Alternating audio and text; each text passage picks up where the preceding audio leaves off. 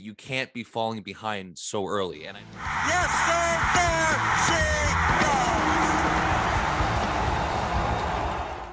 Hello and welcome to Section 138 of Toronto Blue Jays podcast, episode 202. Another episode where we talk about the exact same thing, the offense. It continues to cause all of us grief. It is doing absolutely nothing. The Blue Jays score essentially no runs against the Cincinnati Reds, the worst team in all of baseball.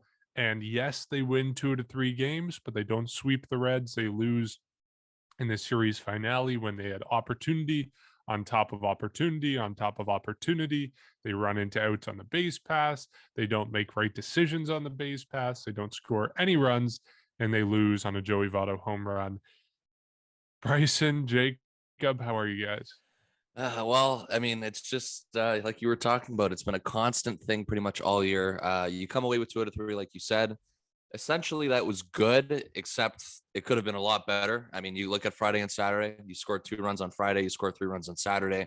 And I think the most frustrating one out of all 3 of the games was yesterday's game because of how they lost. Obviously, Joey Votto hits that go-ahead home run. Yes, that was a cool moment, but at the end of the day, that's still not the reason why the Jays lost that game. I mean, the Jays had all the opportunity in the world to win that game and sweep the series, and they just didn't get it done. But Sunday's game was definitely, I guess, just the most frustrating game. And of course, it had to be on the series finale. Just not a good way to end the weekend. But of course, at the end of the day, I guess you win 2 out of 3, but still the same problems are still here.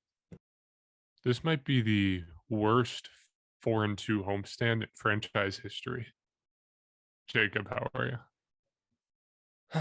Okay, so I'm a Leaf fan, so I'm used to being disappointed, but this team right now, it's making me want to watch the Leafs have another first round exit. But no, okay, I'm kidding. But in all seriousness, this was just like it's a good homestand in the sense that like you're over 500, you're winning series, but the fact that you won another series and you scored 7 runs over 3 games, it can't happen. Like this cannot, for a team this good, for a team that had this many opportunities, bases loaded multiple times, guys on pretty much all game or all series, they're still losing.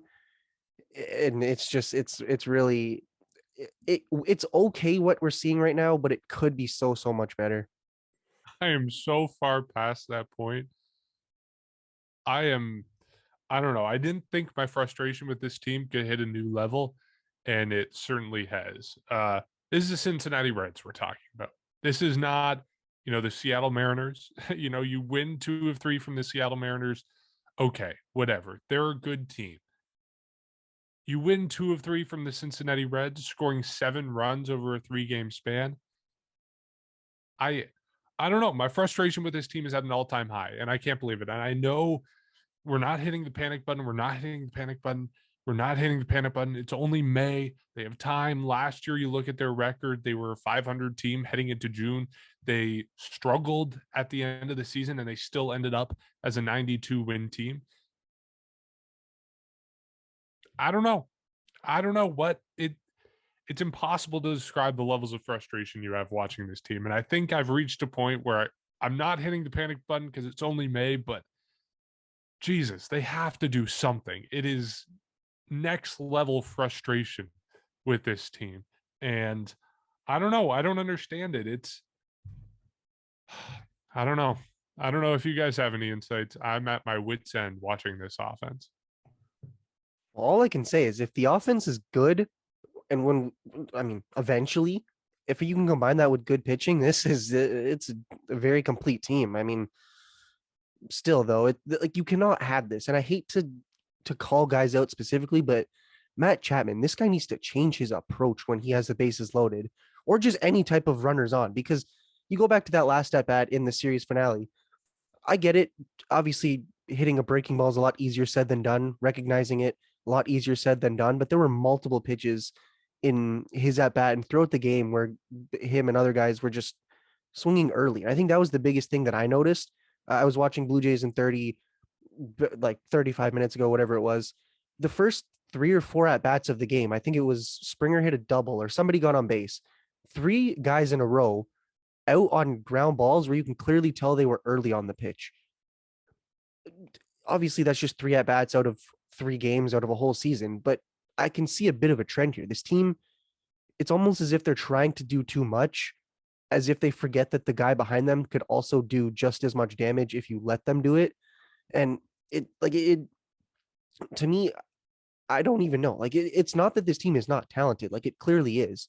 You have all throughout your lineup sluggers, guys that can get on base, guys that are fast. Like, we talked about previous teams, how maybe Randall Grichuk didn't have the greatest speed years past. Guys didn't necessarily run exceptionally well, but like there's quite a bit of speed on the base pass right now.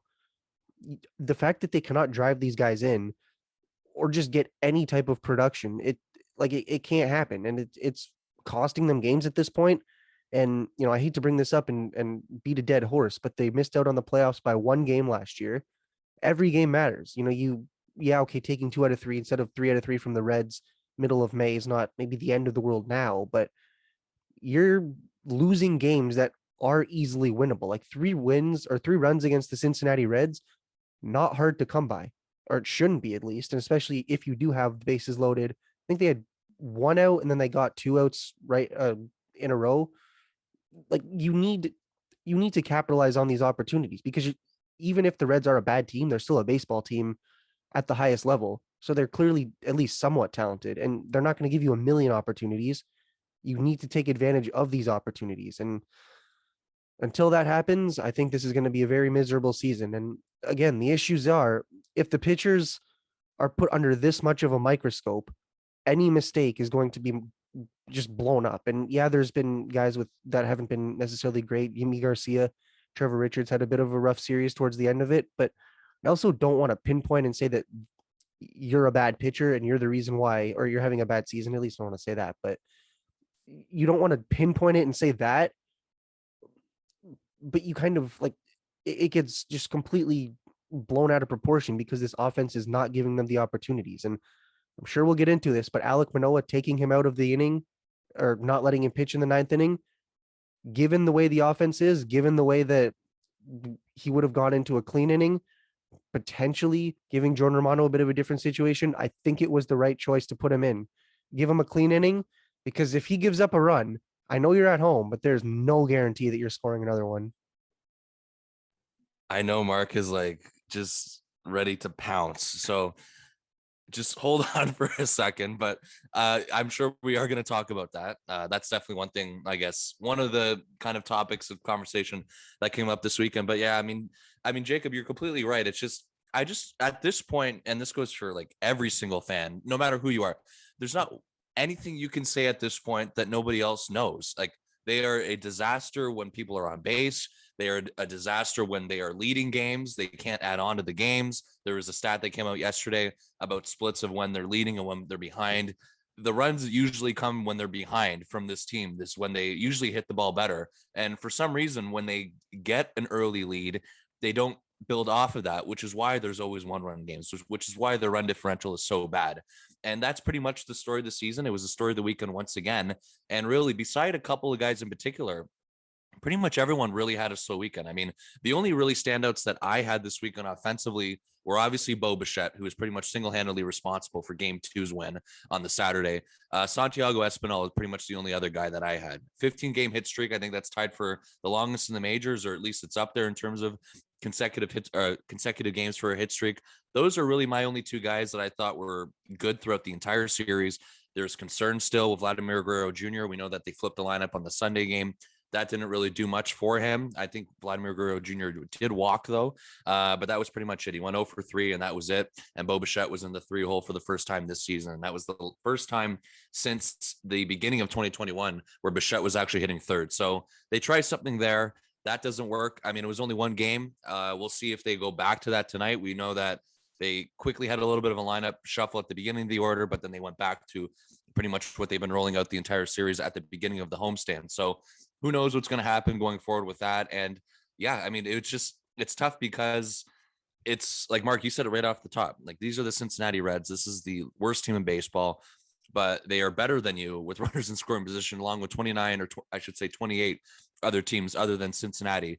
So I don't know what to think anymore. I think the thing that's starting to frustrate me though, and pretty much we were all saying this at the beginning, of course, but now people are still saying the same thing, is that eventually they're going to get going. And while that may be true, it's just, to me, it's very annoying now because you're almost at the end of May.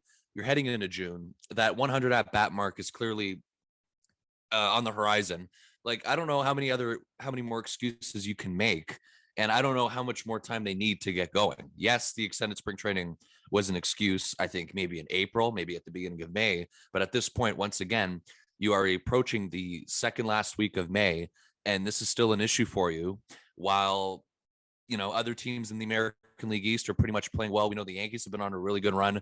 We know that the Rays are also pretty much better than the Jays right now, even though both teams did lose on the weekend. I think maybe that's the only good thing to come out of it, is that the Jays made up some ground, not a lot, but they made up some ground. You have the Boston Red Sox, who just swept the Seattle Mariners, and they are creeping towards 500 after a really slow start. Things aren't, it's just that they haven't taken, and I don't want, I don't want to be cheesy for this, but they haven't taken that next level. They haven't. And all season, it's been the exact same thing. And really, when you think about it, if you take away the starting rotation, this team is nowhere close to 500 right now. Not at all.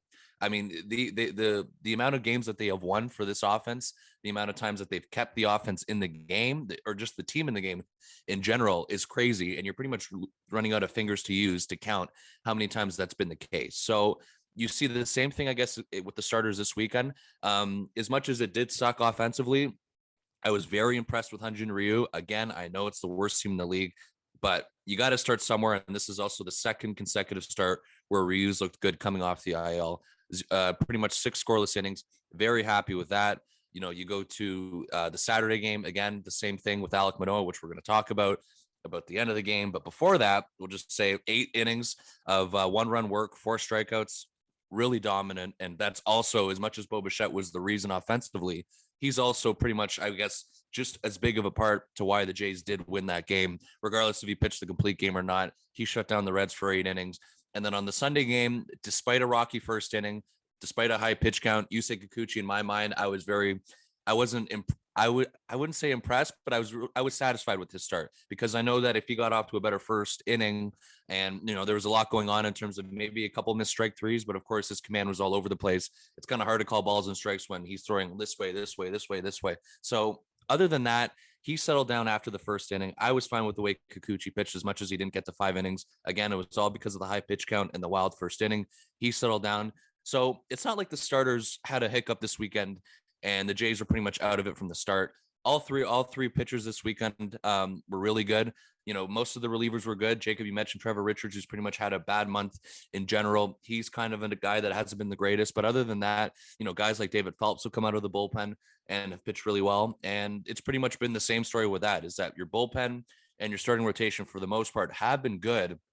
However, the Jays offense just says otherwise. And that's the issue, because you win by 1 run on Saturday, you win by 1 run on Friday, 2 runs on Saturday. You're happy with the win, but at the back of our heads now, whenever they win games like these, you say the same thing, is that, yeah, they won, it's good and all, but this team went 1 for whatever with runners in scoring position. So many missed opportunities. The Sunday game, again, was the most frustrating, because they had every chance to win that game. And if you don't think so, then you're crazy, because of all the opportunities they did have. Bases loaded so many times. And just to go through runners in scoring position this weekend, on Friday, they went 1 for 8. You leave 7 on base. That's not a good start, as much as they did win 2-1. You can't have that. And again, at this point, I don't know how much more we can say. It's going to get going. It's going to get going, because again, I fully believe that. Yes. But all I'm saying is, I just think we're running out of excuses now, because we're almost at the end of May. On Saturday, you go 1 for 4 with runners in scoring position. So not as much of a chance, I guess, with runners on, but you still not the greatest. And then the Sunday game was the most frustrating one. You go 1 for 10, leaving 7 on base. So many opportunities. Before I hand it over to you, Mark, I just want to say, Jacob, I know you kind of called out Matt Chapman in a way. I'll tell you what, I'll just to maybe make you feel a little bit better. I'm not as concerned with him as you are. I know that, the numbers are ugly. It's pretty obvious. His defense, though, pretty spectacular. And obviously him being defensive has saved the Jays a lot of runs. Offensively as well, his hard his hard hit rate was also talked about on the broadcast. It is pretty much top 3 in the entire league. So it's not like he's not putting up good at bats, Jacob. He's putting up good at bats. He's making hard contact. In a way, as much as he is struggling, a lot of it has come with being unlucky. We pretty much said the same thing with Bo Bichette early in April, despite him being really bad as well to start off the year. He was hitting the ball really well, and look how that turned out for Bo Bichette. So Matt Chapman, not as great of a hitter as Bo Bichette. I'm not saying that. All I'm saying is I do think we will expect him to turn somewhat of a corner and be a lot better than what he's been pretty much playing at right now. So I think he's a lot better than what his numbers have shown. And I think despite being off to a start where he's hitting below 200, he's going to eventually get his numbers up slightly, which is really good. And of course, his defense brings a lot. So we'll see though. And that's pretty much all we can really bank on right now is individual performances, because again, as a team, it's just not there. With runners on, it's just not there. Besides a few guys this weekend, offense just wasn't there whatsoever.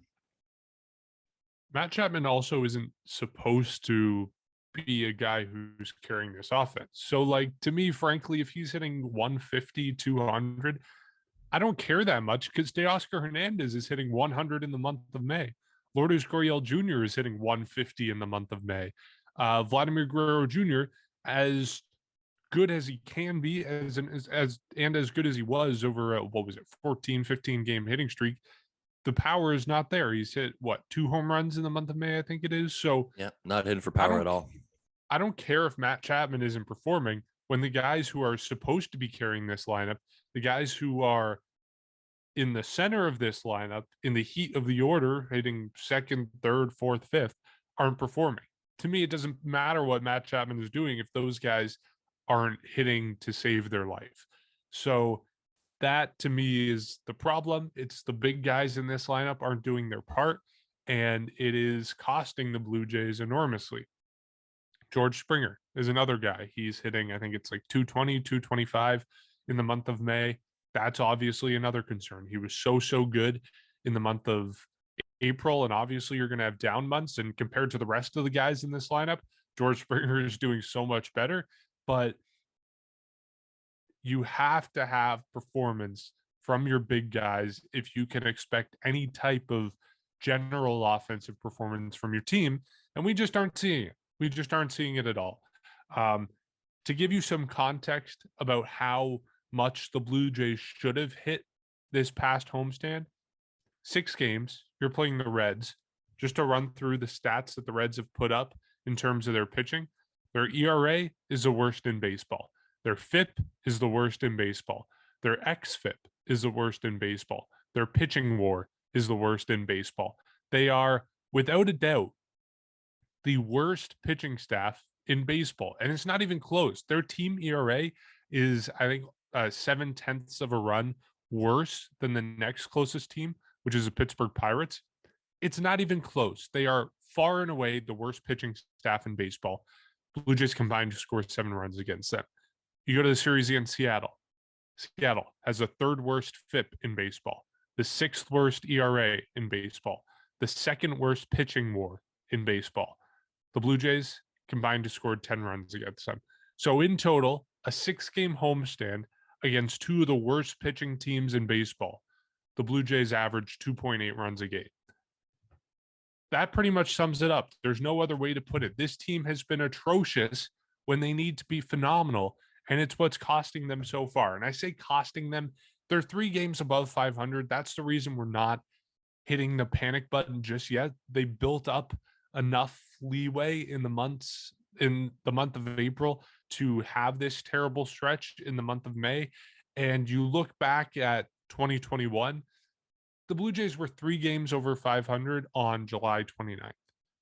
So obviously there's time for things to improve. There's time for things to change. And yeah, you can say they missed out on the playoffs by 1 game. These games matter, and they do. But when you think about it, they are 2-3 months away from where they were last year, their last time being 3 games above 500, and they have time to improve. That's not the problem right now. The problem is just the absolute level of frustration and the fact that we're seeing absolutely no life out of this offense. It's ridiculous that we're coming here week in and week out. We're past the quarter mark of the season, and we're still talking about an offense that is not performing at all. And as much as you want to say it's May, as much as you can say last year the Blue Jays waited until July 29th until they were more than 3 games above 500, you can also point to the rest of the standings. The New York Yankees, the best team in baseball right now, have put up a historic stretch to start the season. They're 29-12. They're 6-4 in their last 10. The Blue Jays are 7 games back of them in the standings. The Tampa Bay Rays have also been off to a hot start, 2 games above the Blue Jays. The thing that concerns me right now is that the Red Sox are heating up. Previously, the Red Sox have been in the basement. Now they're heating up. They have swept their last 2 series, I think, or their last series in addition to 1 win. They've won 5 in a row. Bottom line, they're 19-22. They're catching up to the Blue Jays. They're only 3 games behind the Blue Jays. If the Blue Jays keep playing the way they are right now, they're going to find themselves in 4th place in the AL East. They could find themselves in 5th place. The Orioles are 12.5 games back, so 5.5 games back of the Blue Jays. Not that the standings matter right now, but you have to get going. You can't average 2.8 runs a game against two of the worst pitching staffs in baseball. So bottom line, that's where the frustration is coming from right now. And panic button, I still think, is a couple series away at least. Maybe start of June is where you start to think about it. But frustration is at an all-time high, and something has to give. Something has to change. So I guess something that we've seen circulate a lot these days is questions about whether the Blue Jays hitting coach Guillermo Martinez should get the can, because something about this team right now is not right. Is that the problem? Is that what the Blue Jays should be changing? Is that the fix to this terrible start to the season? No, short answer. I don't. I see where people are coming from, but like that's also, to me, this is similar to the fire Montoyo rants that I heard outside the Rogers Center when they lost like 3-2 against the Red Sox or Orioles or some really bad team last year. That's not the issue. The issue is the guys on the field, and they can be worked with. Like you cannot. To me, firing the hitting coach, even if you go and hire Dante Bichette or rehire him, or anybody for that matter, that's not gonna do a 180. That's not gonna change the offense completely. I'm not sure what the other alternative is or alternatives are. I really don't know what the Blue Jays can do right now, other than just have the offense come back. Because at this point, like, what's the excuse? Is it the limited at bats? Is it as you mentioned, spring training? Like it's not that. It's just this team is not good offensively this year. It can be very good. At this point, I really like. I don't think firing the hitting coach will really do anything. Maybe you bring on Dante Bichette. Yeah, I'm not saying you have to fire anybody to do that, but you could do that. You could bring somebody on. I don't think that removing anybody is the right option. But you mentioned the American League East standings. I want to also mention the wild card standings, because that's even more of a mess right now. The Angels have a 3-game lead. Rays have obviously a 2-game lead. Blue Jays have essentially no lead for second place, or a game lead for second place.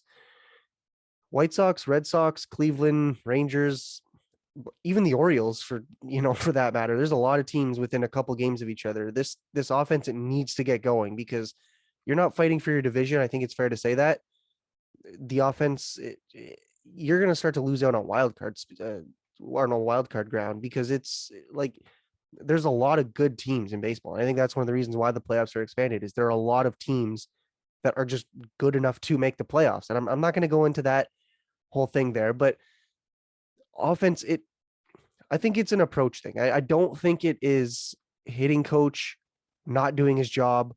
I think it is everybody just a little bit over anxious, trying to get things going, trying to get that average up like today, rather than just get hits together, string hits together, get guys on, hit with them on. That's what it is. And I mentioned obviously the Blue Jays in 30, and it was during the game. Anybody that watched it, go look at the first inning of yesterday's game, the Sunday game. Every single out, and pretty much most of the outs from that game, were because of just swinging way too early. There's pitches that are borderline, maybe too far out, too far in, that guys are swinging at.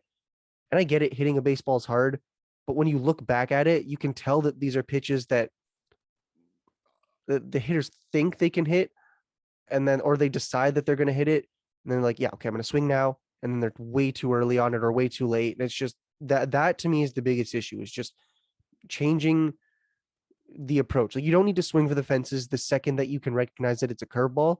Wait on it, see what you can do with it. That's really all I can think of. Like, it's not hitting coach's issue. If it was, I think this would have been an issue last season, or this would have been brought up last year, where it's like, okay, let's fire hitting coach. Let's make some changes. Because there were times where there were a lot of cold streaks, but also, to be fair, there were a lot of times where we said Guillermo Martinez is doing a very good job with this offense. So I don't know. I don't really think that it's his issue or his fault. It's, if it was, I think we could maybe pinpoint it against one player, or, I mean, to be fair, it is, team wide at this point, but no, I think it's just it's a team wide approach. And we know they've had players only meetings. Maybe they need another one of those. Maybe that's all it is everybody needs to go in, and I don't think they need to air their grievances or anything like that. It's not as if there's, arguments or whatever causing bad morale in the team, but I think this is within the players is what I'm getting at. It's not anybody else. The other people could help. Absolutely. That's why you have coaches and that's why you have managers, but it's not, I don't think that firing your hitting coach would really do anything at this point. Yeah, I'm right there with you. I think this is just on them, and I don't know if they, we'll see what happens with that one. And the other thing too is there's what, like almost like 15 different types of coaches on that coaching staff. There's like we pretty much know there's like tons of roles that are made for people these days, and there's tons of extra positions that are there. So I don't know how much it is solely on the hitting coach. I think this is just something which is completely bizarre again, because it's a unique situation because everyone basically is struggling, and you don't see that really a lot in a baseball lineup. You have a couple guys here and there, maybe you got a couple guys on a hot streak, usually all the time. Just in this case, everyone just seems to be struggling, and it's the exact same reason though. It's not like, Bo Bichette, yes, he's been a standout guy. Offensively, he's been putting the ball in play. He's been hitting the ball well in May. But with runners on, he still isn't playing that well. And that's why everyone has the same issue. 9 guys in the order have the same issue. It's not like there's a standout guy on this team saying, oh, he's the only one that's good with runners in scoring position. That's not the case. Their numbers are getting individually better, yes, but when runners are on, it's still an issue with everybody. George Springer, you talked about it, Mark. He's had a bad May. Vladimir Guerrero Jr., his timing's off. He's pretty much, you're talking about it. His OPS is down. His pretty much all of his numbers are down. He's not hitting for power as much as he's walking still at an excessive rate. Bo Bichette, he's figured out his timing. Still with runners on, the numbers still aren't there. Teoscar Hernandez, I don't think we've seen him struggle this badly since 2019 coming out of the gate. And we thought this guy was going to be, the cure to the offense. And of course he is. And of course he's a big part of the offense. All I'm saying is that he's just come out of the gate really slow, and his timing's also not there. Santiago Espinal, he's been one of the bright spots in the lower of the order, who is pretty much hitting well. He's got the sit streak going, but still with runners on, still not hitting the ball the greatest. Same with Matt Chapman. He's been slow this season. Danny Jansen hasn't been playing the greatest since he's come back. All these guys are still have the same issue, which is crazy. And I don't know how much longer we get to the point. And this is crazy. Obviously, coming into the season, we never thought this was going to be the case. We always knew that the starting pitching was obviously going to be just as good, or that was the expectation to the offense. But at what point do we just kind of sit back and accept the fact that this is a starting pitching dominant team where we can say this is the true strength? And I know that is the case right now. But what I'm saying is, as the season progresses, how much longer are we going to say, how much longer are we going to say, oh, the offense is going to come around, it's going to happen, it's going to happen, it's going to happen? How much longer until we just accept the fact that the starting pitching is the true, I guess, driver of this team? I don't know. I still would hope the offense is going to come around, and we'll see what happens with that. But all I'm saying is I think you got to leave that possibility in your head now, because we haven't seen otherwise, and we're almost into the month of June.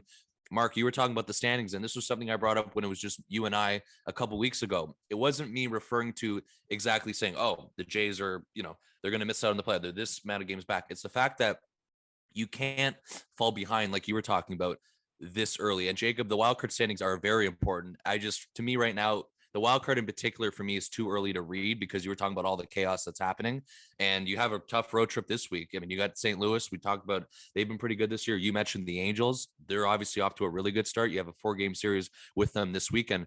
But the point I was trying to make with you, Mark, too, a couple weeks ago, and I'll say it again, is that you can't be falling behind so early. And I know a lot of that is out of the Jays' hands. I know the Yankees were on a historic run, and there's not really much you can control when they're playing the Orioles 3 times, when they're playing the Royals. But at the same time, they took care of business against the Jays multiple times in the month of May. There's no excuse for that. The Jays, you can talk about the strength of schedule all you want. We did, but at the end of the day, the Jays had opportunities to go after the Yankees and pretty much get those games back, and they never did. So that's pretty much where I sit on it. There's still 7 games back. You talk about the Red Sox. Trevor Story's been on an absolute tear this week. It's a little concerning knowing at the back of your pretty much on your shoulder, they are slowly approaching, and they're a lot better than what their record was. I think in the month of May, I don't think any of us expected the Red Sox to be that bad as much as you didn't expect them to win the division. They're going to be competitors. They're going to give teams a tough time, and you're starting to see them turn the corner. They're on your shoulder now, or they're on your tail now too. So that's all I'm saying is if you're playing at this rate, yes, you're going to fall behind. And that's, again, as much as it is on the Jays, a lot of it is also out of the control, but you can only control what you can control. And we know this was obviously a major factor to last year too, but the Jays in their part, what they can control is obviously their performance offensively. They have opportunities. You had the Cincinnati Reds for 3 games this series. You had the Seattle Mariners earlier on. You took care of business with them, but this should have been a sweep. This should have been a 5-1 homestand. And now this upcoming week, you have 2 tough teams that you're going to see. And then after that, going into June, you got the White Sox and the Twins. So it's not like you're at an easy point of your schedule. You kind of passed that little bit of a breaking point. You're now kind of approaching a tough stretch coming up here within the next couple of weeks. So they got to take care of business. They can only control what they can control, but that starts with runners in scoring position. I don't know what it is. I don't know if I would necessarily blame Guillermo Martinez like you were asking, but I just think for me personally, it's more on the players and it's more of an internal thing with all of them. We'll see. And I'm not going to say it's going to come around. It's going to come around anymore. When it happens, it happens. It just frustrates me the more we talk about it and the more we say, it's going to slowly come around. It's just, I haven't seen anything yet. As much as we've seen kind of some flashes, we haven't seen that major breaking point or that major breakthrough yet. Like if you're firing Guillermo Martinez, might as well fire the 50 people in the development office of the Blue Jays front office. Like Guillermo Martinez is just the tip of the iceberg. He's the guy who is in the trenches working with the team and working with the hitters and obviously working with them directly to implement stuff. But there are assistant hitting coaches. There are guys in the front office whose job it is to comb through data and comb through swing mechanics to make sure that everyone's doing everything they need to, scouts who are talking to other teams, talking about approaches. The list is endless of the amount of people whose job it is to make sure that the Blue Jays are hitting.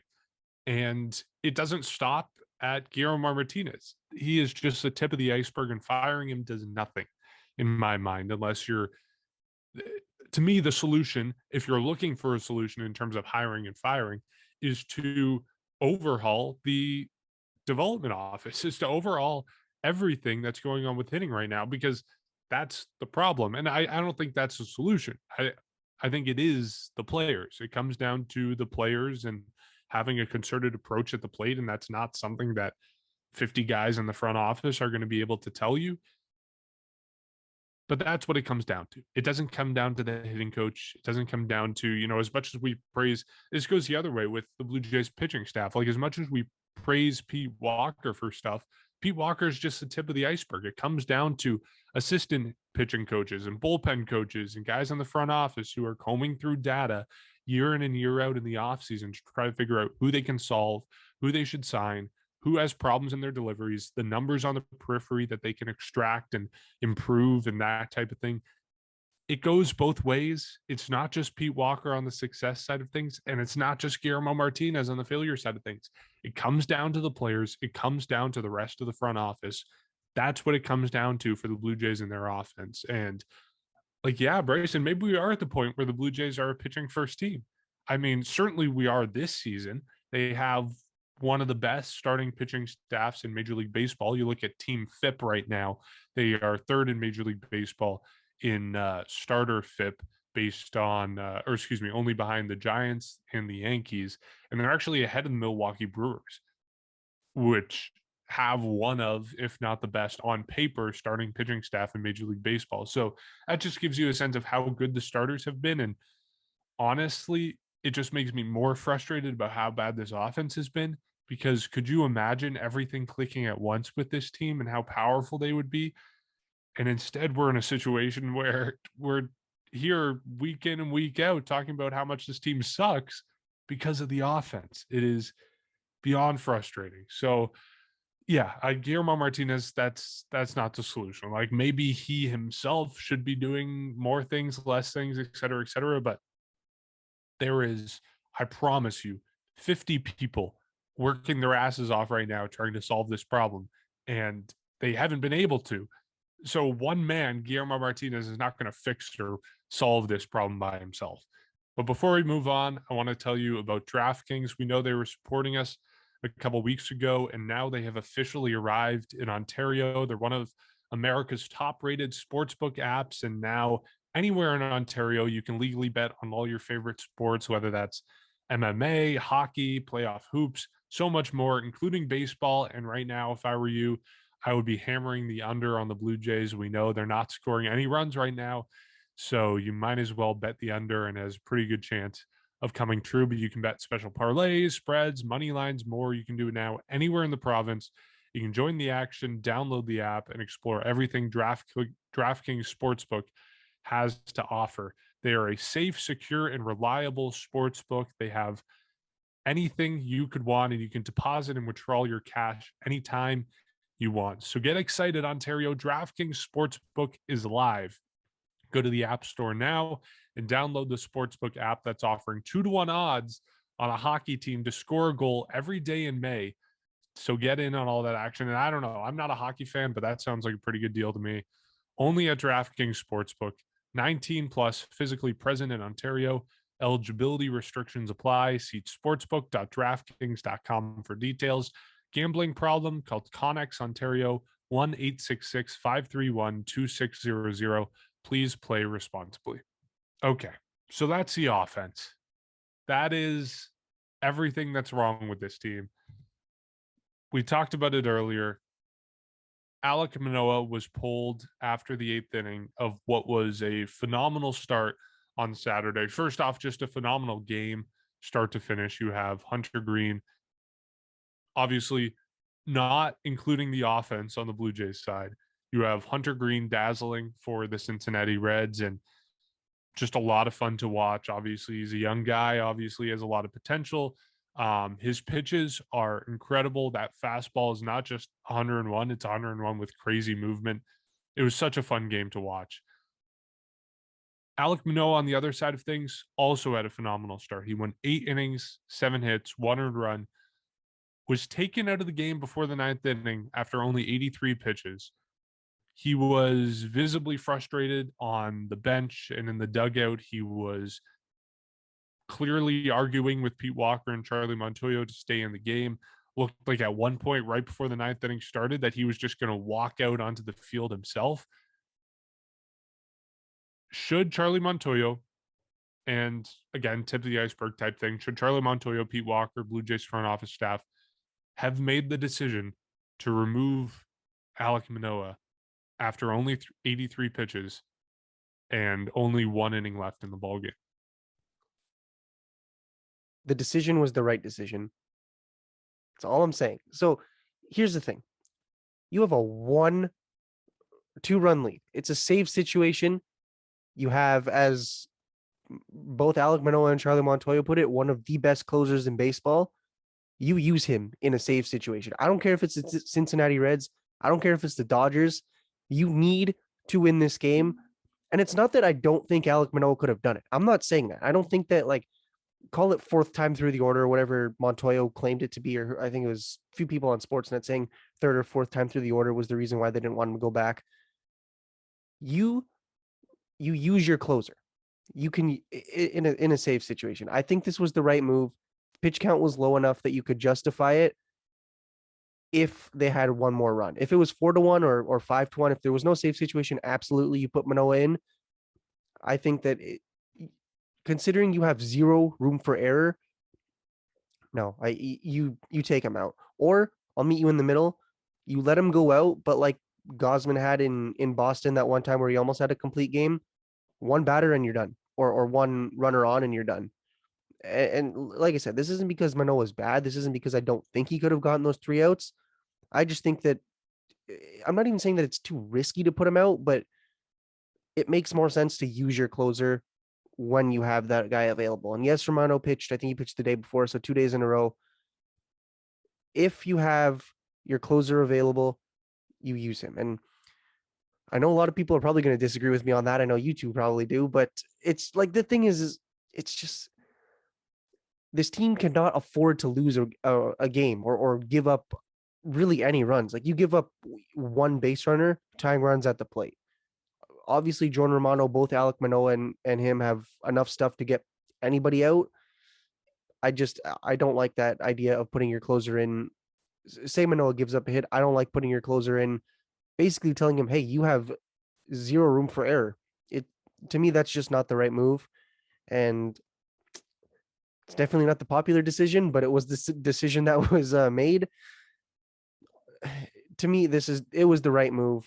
You have your closer available. Your guys pitched well. Like it's not as if it's not like Alec Manoah needs to pitch that one inning to get to that 200 inning mark this season or whatever. It's not like that Mark Burley situation 2015 where he needed that like 2 innings in the final game of the season. But to me, this was the right move. You won the game. You put in the guys that you needed to win that game, and Manoah's got another start coming up soon. So why don't you take him out after the 6th inning or the 5th inning? If you're talking about times through the lineup, take him out after 2 trips through the lineup, and then put in Garcia, Simber, and Romano for the final 3 innings because they have a better shot of getting those out. Like, to me, it doesn't matter who's behind him if he's doing phenomenally. That's fair. It's the last inning. You cannot afford anything here. Like if it was the 5th or the 6th, like you said, I wouldn't even agree with that. Like the 5th inning, why would you waste your bullpen if your guy's pitching that well? And you're probably saying, why would you waste your closer, which is a fair argument, but I think it makes more sense to use your closer, considering that like you're home, you can afford to give up a run technically and get the next shot. Do we both think they would have scored another run or 2? I kind of doubt it. So you need to lock up that win. Here's the problem with what you're saying is that everything you are saying is true about how, you got to get the game, that you got to win this, you got to win that. The problem, you're contradicting yourself because Alec Manoah had no signs of slowing down or any failure. So if you want your best chance to win the game, you keep Alec Manoah in the game. And it's very simple. And Jacob, this is also your Cy Young Award winner on this pitching staff. The fact that you think you should take him out, come on, like 83 pitches, you got to go out for the complete game. I'm sorry. Again, there's no sign that he had of slowing down. He was on point. There's nothing about him where he had any flaws in his start. And of course, we've seen flaws with, his last start in Cleveland. There was flaws there, or a couple starts ago, I should say. Nothing here. He was dominant. He was carving through the order, 4th time through the order. Guess what? Who cares? You sent him out for the 9th inning. It's very simple. He wasn't giving up anything. He was on point. He was sharp. He was throwing his fastball and slider effectively. Those are his 1-2. I don't see anything wrong with, there was nothing wrong with his game. And of course, the pitch count is always the topic of conversation. He wasn't even close to 100 pitches. He was at 83 pitches. He could have went out there and gotten the final 3 outs. I agree with that. You got to get the win, this and that. But he gave you your best chance at winning the game. He gave you 8 innings. He destroyed their lineup 3 times through the order because he didn't get a chance at the 4th. I mean, I don't know what else you want out of your pitcher if you don't want him going out for the complete game. Yes, Jordan Romano is the best or one of the best closers in baseball. Yes, he is. But like what Mark was saying, why isn't he done after 7 and you're going with Simber, Romano, or 6, and then you're throwing out maybe Garcia, Simber, Romano, something like that? It makes no sense to me that you get so close to that and then you take him out. Like it's like you'd rather if him come out of the game in the 6th inning, like you were talking about, Mark. There was no signs, and it's very simple. It's just that I think until he had signs of slowing down, or if he gave up, maybe got in some trouble, then you take him out of the game. But he ended off in the 8th inning really strong. He was going into the 9th. He was ready to go. You knew he wanted that complete game. He hasn't done that before. And I don't know if he's going to get another chance to do it this year. It's really hard to say, obviously, with starting pitchers now. And it just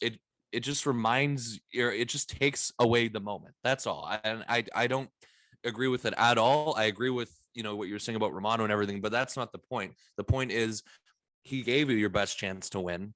And then you just take the ball away from him like that. He did nothing wrong for him to get pulled out of that game. And that's why I had an issue with it, especially, I know it was 3-1, but what signs were there that he was going to give up a 2-run home run? Or what signs were there that he was in trouble? What signs were there that he had command issues? He was giving up barely any hard contact. Like there was nothing that he was giving up that kind of went, eesh, like in terms of you got lucky there that, misplaced in location or anything like that. None of that happened on Saturday, which is why it's frustrating that he didn't go out there and finish the complete game. I don't care about the order through the times for the order. I've never really cared about that. That's kind of, I guess, something that there's analytics on, and they think that maybe that's a better approach, or that's the way to do it. If you face a guy 2 or 3 times, hand it off to your bullpen. I've never agreed with that.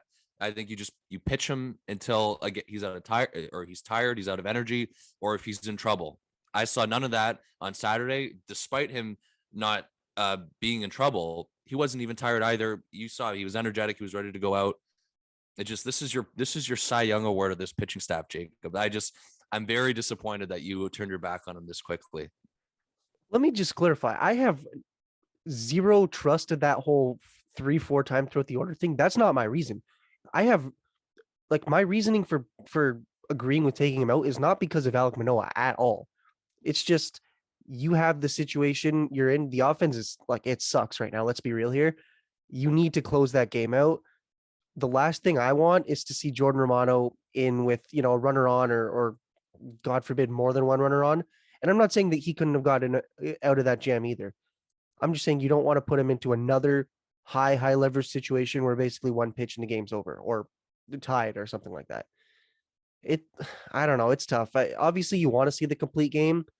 And I do think if somebody could do it, it could be Alec Manoah. He wasn't tired. Like you said, he could have done it. I trust him. I would have trusted him. I think he could have gotten out of that jam or excuse me, gotten out of the game. I think that you just have to lock the win. If it was 4-1 or 5-1, zero question about it. He goes back out. But if it's a save situation, or even so, technically 4-1 would be a safe situation. But if it's a 2-run game, you close that out. You finish it with your closer. I do believe in the third, fourth time through the lineup type stuff. 100%. It is 100% accurate. It is something that is very indicative of how a starting pitcher or even relief pitcher, if they go long enough, is going to perform. 100%. I don't think that applies in this situation, because you look at what Manoah was doing. To Bryson's point, he wasn't slowing down. He was pitching just as well as he was in the first inning, potentially even better, because he gave up a run earlier in the game, and he hadn't given up a run in the 5th, 6th, 7th, or 8th innings. You look at the last inning he pitched, the 8th inning. 3-pitch strikeout to Matt Reynolds, bottom of Cincinnati's order, whatever. Go back to the top of the lineup. 4-pitch fly out to TJ Friedel, who's their leadoff hitter, and 1-pitch ground out to Tyler Naquin. It is as easy as innings come. An 8-pitch inning. He's in there, 3 up, 3 down. It's 4th time through the lineup for those top 2 guys, Tyler Naquin and TJ Friedel. Absolutely no difficulty for him. No signs of showing down. And yeah, maybe he's going to be facing the big hitters, the 3, 4, 5 in the 9th inning. But this is the Cincinnati Reds we're talking about. Their 3, 4, 5 hitters are probably 7, 8, 9 hitters on any other team in baseball. You keep him in, bottom line. To me, the argument of, well, you may have to use Alec Manoah, or excuse me, you may have to use Jordan Romano in the next game.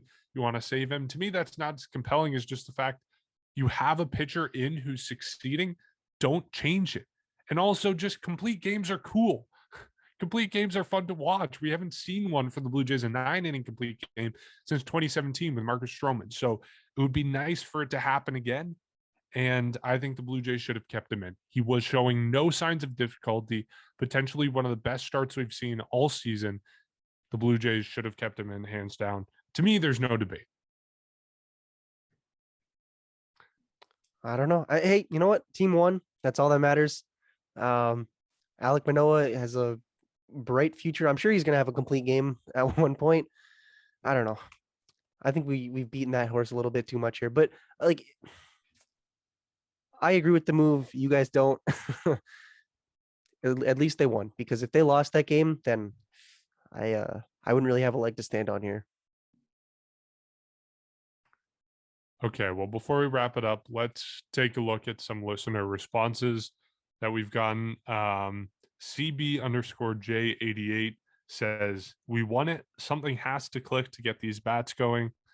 Yeah, to be honest, I'm not even thinking of the fact that we won this series.